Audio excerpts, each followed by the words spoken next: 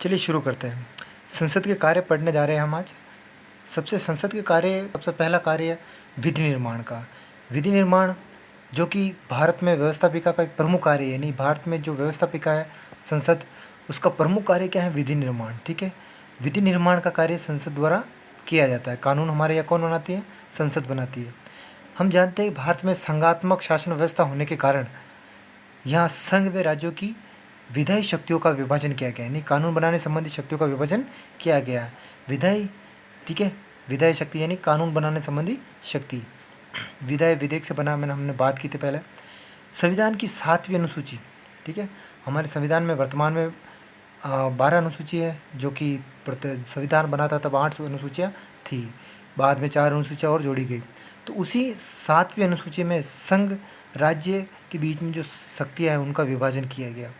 तो 7वीं अनुसूची में संघ सूची के अंदर 97 विषय, राज्य सूची के अंदर 66 विषय और समवर्ती सूची के अंदर 47 विषय दिए गए हैं। ठीक है, जो कि वर्तमान में इनका क्रम संघ सूची में 100, राज्य सूची में 61 विषय और समवर्ती सूची में 51 विषय है, जिन पर कानून ये अपने अपने कानून बनाते हैं। यानी संघ सूची पे में उल्लेखित विषयों पर कानून बनाने का अधिकार संघ सरकार को है, ठीक है, यानी केंद्र सरकार को है। राज्य सूची में उल्लेखित 66 विषयों पर कानून बनाने का अधिकार किसे है? राज्य सरकार को, ठीक है।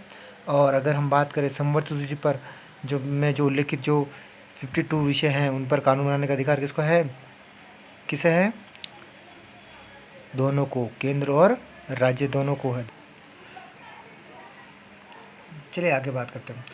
देखिए, संघ सूची और समवर्ती सूची पर जैसे कि हमने बात की थी, संघ सूची पर केंद्र सरकार कानून बनाता है, राज्य सूची पर राज्य सरकार और समवर्ती सूची पर राज्य सरकार और केंद्र सरकार दोनों कानून बना सकते हैं। तो इस प्रकार संसद द्वारा संघ सूची और समवर्ती सूची के विषयों पर विधि निर्माण किया जा सकता है। ठीक है, अब अगर हम बात करें इन तीनों विषय के अलावा जो विषय बच गए उन्हें अवशिष्ट शक्ति या अवशिष्ट सूची कहा जाता है, जिस पर कानून बनाने का अधिकार भी संसद को है। यानी संघ सूची, समवर्ती सूची और अवशिष्ट सूची पर कानून बनाने का अधिकार किसको प्राप्त है?